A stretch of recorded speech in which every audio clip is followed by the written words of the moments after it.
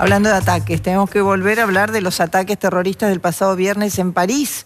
Por eso estamos con Miguel Espeche. Hola Miguel, ¿cómo estás? ¿Qué tal, Silvia? ¿Cómo estás? Para hablar de qué está pasando esta gente, la gente que está en París de paseo o viviendo después de estos atentados, vivir con miedo, pensar que algo parecido te puede pasar en el bar donde estás, en el teatro donde estás, en el estadio de fútbol, donde sea. Sí. Bueno, es lo que generalmente cuando toda una población está con miedo se empiezan a producir fenómenos muy lamentables, por cierto, y de hecho creo que es a eso lo que apunta el terrorismo, justamente como lo indica la palabra. No nos olvidemos el origen de esa palabra, que tiene que ver con sembrar terror, porque terror lo que hace es que la gente deje de pensar y empiece a reaccionar, o sea, reacciona, no reflexiona, merma la inteligencia de la gente y de los pueblos cuando están hackeados, bajo miedo, y eso lo hemos visto a lo largo de la historia, y hasta a veces lo vemos en la propia vida cotidiana, cuando estamos muy sometidos al miedo. De hecho, hay autores que dicen que el miedo es el verdadero opuesto del amor, porque no es el odio, sino que es el miedo.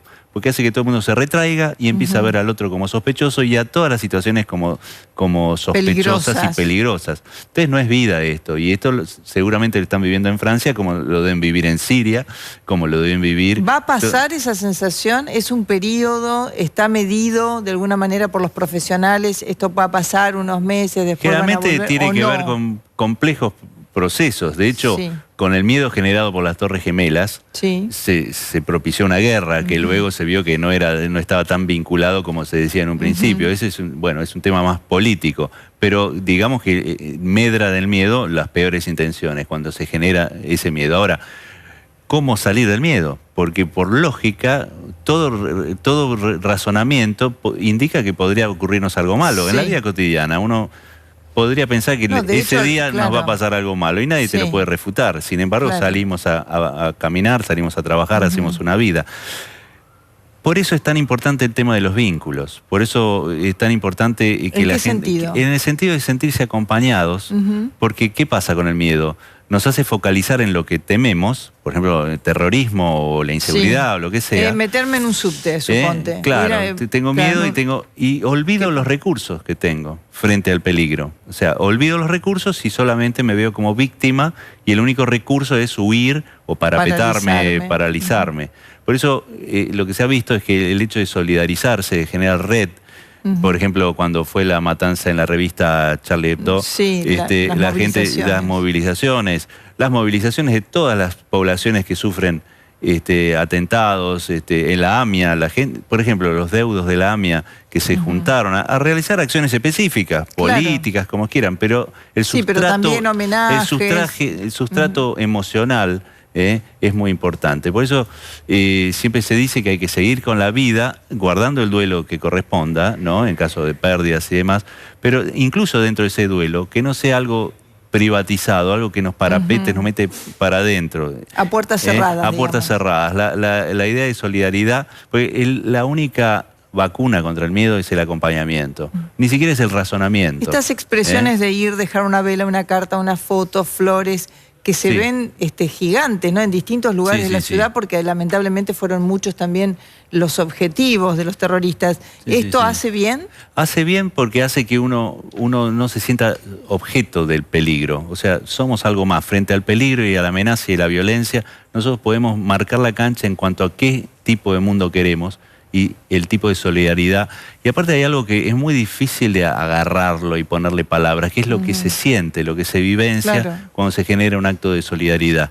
Bueno, casi es imposible cifrarlo, pero tonifica espiritualmente a la gente. Da fuerzas. Da fuerza, y eso es imprescindible abrevar en esa fuente, porque si no nos quedamos solamente machacándonos con la cabeza solamente lo malo que puede llegar a pasar, ¿no es cierto?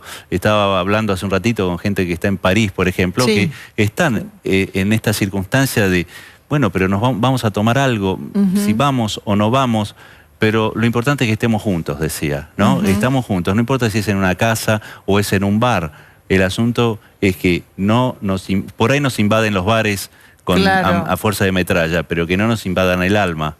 Eso es lo que me decían y me parece muy saludable este tipo de actitud, porque bueno, no es vida vivir solamente tratando de no morir. Claro. Vivimos para algo más, para hacer cosas, para promovernos, para crecer. Estar en movimiento. Vivir para no morir es una vida espantosa, ¿no? Decían algunas crónicas que leí que después de lo que pasó en enero con Charlie Hebdo, demoró unos meses el volver a la normalidad, digamos, la vida y olvidarse un poco de esos riesgos, pero los atentados de ahora son un poco distintos. Son más graves, sí, son como más masivos, abarcativos, indiscriminados. Y es la sensación, claro. Lo que genera es una enorme sensación de impotencia y de fragilidad. Y eso sí, por supuesto, restaurar es como cicatrizar. Claro. Restaurar el tejido social y espiritual de una población lleva su tiempo y van a quedar cicatrices, porque no es que va a quedar piel de bebé como... Y puede volver a pasar, además. Y puede volver a pasar. Y también es importante, siempre hay que señalarlo, generar solidaridad con todos los actos dolorosos que pasan en el mundo y no solamente con los que son más afines a nosotros. Eso también ayuda a crecer en conciencia y no ser solo manipulados por el miedo que nos genera una situación, ¿no es cierto? Ir ampliando los criterios, pensando qué hacer, cómo hacer para que no pase más este tipo de cosas, ¿no? Claro. Y no solamente reaccionar con la misma violencia. Lo que sí está visto es que reaccionar con una violencia simétrica a la que nos han infligido, lo único que hace es generar más violencia. Hay que incorporar variables, hay que incorporar nuevas variables a la cuestión, y eso también hace a la cicatrización psicológica, ¿no? Ir elaborando lo que pasó, no solamente irnos parapetando y refugiando en nosotros mismos, acusando al distinto, al otro. Hay que especificar bien quién es el que genera la violencia y no tirar a mansalva, porque eso tampoco nos va a ayudar a salir de la mejor manera de una situación así tan terrible, ¿no? Bien, Miguel, gracias. Bueno, gracias. Por la orientación, como siempre. Por favor. Vamos a la pausa y ya volvemos con más.